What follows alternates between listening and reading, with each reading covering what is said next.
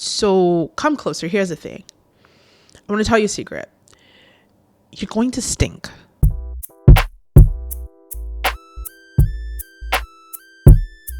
Hey guys, it's Dr. Mrs. Mom and welcome back to my channel. Today I'm going to be talking to you about some lessons I've learned as a new mom. So here we go. The very first thing is this. Your baby is a human, a person that has a will. And obviously, that makes sense. But the reality, guys, is we tend to forget because we have this idea that they're new here. They just got here. What do they know? And so we have the best intentions and the best ideas for them. But the truth is they have a will. And so how did I get to this conclusion? I had shared with you that my pregnancy journey was not as linear as many people would have experienced or would like to experience. My son eventually ended up having a bottle preference, which was that he preferred to drink from the bottle than directly from the boob. And I tried everything from paste bottle feeding. So many things made it impossible or next to impossible when it came to his feeding if it wasn't from the bottle. And so I would have preferred that he just latched on, breastfed, and did the thing that he needed to do.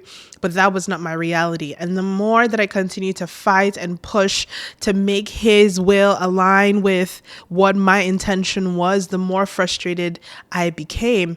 And it just had me thinking the same thing with God. He has the best intentions and thoughts and plans for us, but we have a will, a free will to decide if we want to align ourselves with his plans and his purposes. And so the earlier I realized that my son was a person who had a will, and I either got frustrated trying to bend his will to what my own intentions were, or it was either that or I was going to be intentional about providing him with the things that he needed without having to break his will. What I'm trying to say is this: keep in mind that your baby is a person and that person has a will. And sometimes we have to be flexible in how we navigate the things that are the best for them, which is always the priority, but doing it in a way that their will isn't necessarily broken if it doesn't have to be. Okay.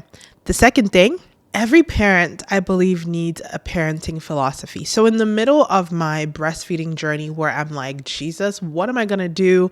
This boy is, he's not trying to eat milk from the boob. It's easier for me. I don't have to pump as much or as often as I do. And then cleaning all the bottles. It's a lot. In the middle of that, I remember the Holy Spirit saying to me, Onyeka, how do you want to parent this child? And I sat down to think about it for a second, and I'm like, definitely not from a place of fear, which is where I was camped out the whole entire time. And so that day, I made a decision. I will not parent out of fear. And that decision that I have made so far has carried me through disciplining, has carried me through feeding, has carried me through the growth and developments that I see with my son, is that I will not parent from a place of fear.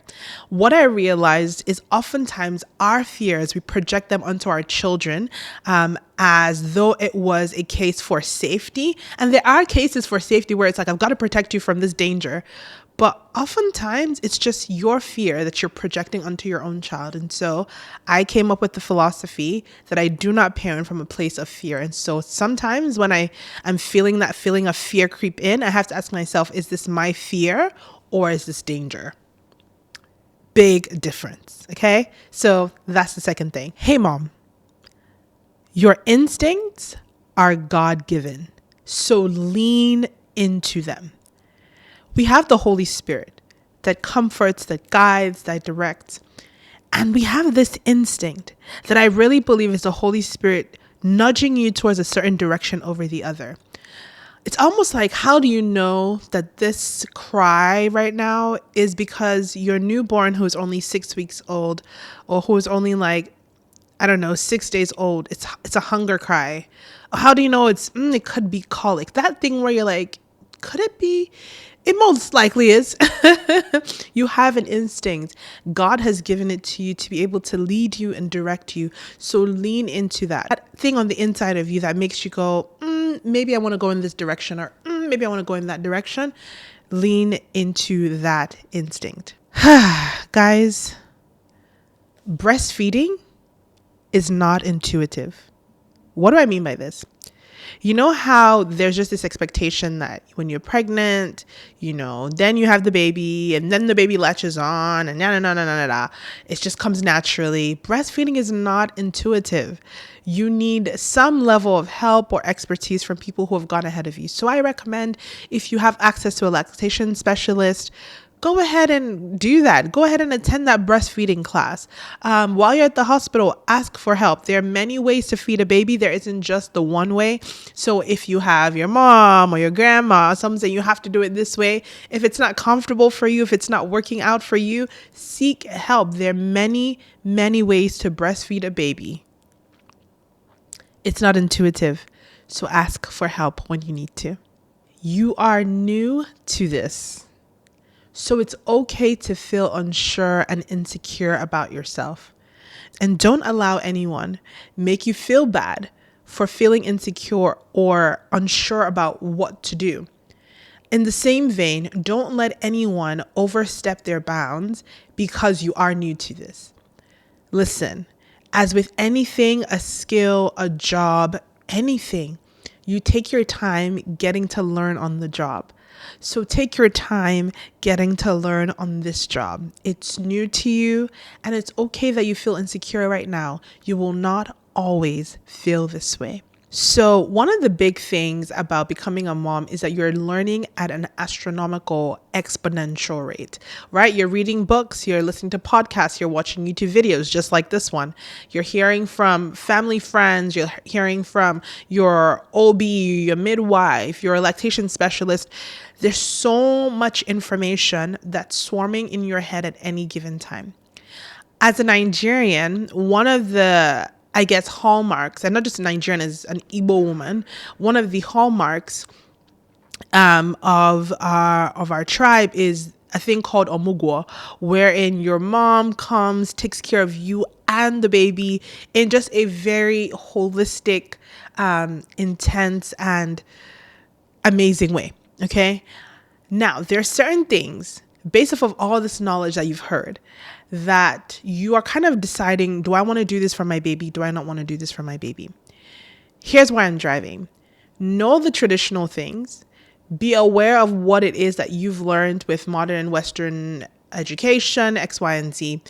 And then make the critical decision on what aspects of your learnings you want to incorporate into your own way of raising your child. So a good example is from where I'm from, they often the first bath that the baby has is a palm oil bath. And they wash the baby, essentially cover the baby up in palm oil. And I asked many questions like, why is this a thing? What's it for? Because again, I'm a scientist, right? So I'm naturally curious. I want to know what are things for. And some of the responses were like, it's going to make the baby's body shine. And I'm just like, don't Vaseline do that? I'm so sorry. And I'm not knocking anyone who is going to do this, who wants to do this. Please, by all means, go ahead and do that. But I'm just like, where I live, palm oil is not a cheap commodity, so I'm not finna do this. But there were other things like the baby massage that I was like, yes, please go ahead and do this. It makes him sleep better. I'm all for this. Take your learnings from everywhere and make the decision on what you want to incorporate into your own motherhood journey. Don't allow anyone make you feel bad for making certain choices when it comes to how you want your baby to be raised, bathed, fed. The list is endless. All right, mom, here's a really, really big one. You've been cooped up in the house for God knows how many days. Go outside and get some sun. And I know, this is the tip I'm about to give you right here. Going out with a baby, it takes a lot. But the more you practice, the better you'll get at being able to go get some sunlight. So I know it can get overwhelming, but take the first step and then the next step and then repeat and repeat until it becomes normal for you to pick up the baby, change the diaper, put them in a stroller, and take them on a walk outside. You need the sunlight, you need the vitamin D, and you just need the fresh air. Keep practicing. Don't be homebound, okay? You need the outside. Take practice. Do it over and over and over again until you feel comfortable going out. Yes, there are going to be moments where you're getting ready to go out. I remember, I think it was the first time that we're trying to take my son out, and he had just done a poo, and I'm like, okay, this poo is done. But then we go change him up, and then I was getting ready to go, and I'm like, oh my God, I need a pump. Do I do the pumping in the car, or it's so chaotic, so many things, but just do it. Get in the car and go out. Just do it. Just do it. The other tip I have for you, or the lesson that I learned, is this. Everyone is so excited to meet this new addition to your family. The baby might seem like the object of everyone's affection. I mean, they are the object of your affection right now too. So, just so that you don't feel left out, left behind, unloved, or forgotten, I encourage you, get 1 or 2 friends of yours who are going to be your check-in buddies, okay? And have these check-in buddies every 2 days be like, hey girl, how are you doing? Have you eaten? Have you taken a shower? Have you slept? How can I help you? I'm coming over. Have checking buddies so that you don't feel like even after you've put in all the work of bringing forth this child, no one cares about you. Especially if you live in a different country than the rest of your family, at least get 1 or 2 friends who will check in on you, because everybody else is doting on this new addition to your family, and I don't want you to ever feel left out or unloved. So come closer. Here's the thing. I want to tell you a secret. You're going to stink. This is a natural thing, and showering is not going to get rid of the smell. Listen, I know there's some people who are watching this video and they're like, hold. What do you mean? Yes, the smell helps your baby's otoreceptors to be able to locate the boobs, okay? So this is God's idea.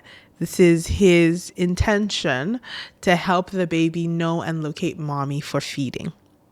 You're going to stink, and you're going to shower, and you're still going to stink. The showering really is just for you to feel refreshed, for you to feel a new pep in your step. Please try to shower. I know it's difficult. The baby's crying, a diaper needs to be changed, bottle needs to be put in the fridge, you need to pump. They're all the things. Please take a moment of your day, every day, to just go to the shower, to recalibrate, to think, to process about your day, to cry if you need to. Step into the shower, even if it's just 5 minutes. You're going to need this. The last lesson I would say is build your support community postpartum before the baby comes. What do I mean by this? Who's a part of your support community? It could look like a doula. It could look like a nurse. It could look like your mom or an aunt. It could look like a friend. It could look like so many different things. But I need you, please, please, please build a community, because you cannot do this all by yourself. It takes a village to raise a child. It takes a village to raise a child. So please build that village before postpartum comes, because your hormones are going to be doing what they need to do. You're going to be worried about baby. Your spouse is going to be worried about you. There's just so many things going on, so many dynamics. And this is an honorable mention. You're in transition. Your body's in transition. Your communication skills are in transition. Your mothering is in transition. Everything about you, your physical body, how you look, it's in transition. So you need to have a community that's going to hold you up as you transition through this process. I hope these lessons have been helpful to you. I didn't want them to just be the regular run of the mill. I just wanted to give you, from my perspective looking back, the lessons that were key and integral for me that I really wish I had known, and some that I started to incorporate while I was postpartum. So hopefully this has been helpful to you. Let me know in the comments, and I can't wait to chat with you in the next video. Talk to you guys later. Bye.